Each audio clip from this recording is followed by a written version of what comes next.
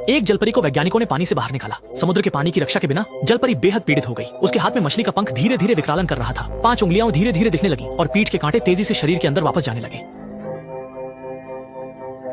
जैसे ही मत्स्यकन्या दर्दनाक रूप से संघर्ष करने लगी, उसकी पूंछ भी रूपांतरित होने लगी। कुछ ही देर में पूंछ तो छोटे पैरों में विभाजित हो गई, क्योंकि वह समुद्री जल की सुरक्षा से दूर हो गई। मत्स्यकन्या पूरी तरह से मानव बन गई। इसी समय वैज्ञानिक को एक लगभग पागल योजना का अचानक ख्याल आया, और वह यह था कि उन्होंने मत्स्यकन्या के जीन को निकाला, फिर इसे मानव जीन के साथ जोड़ा गया।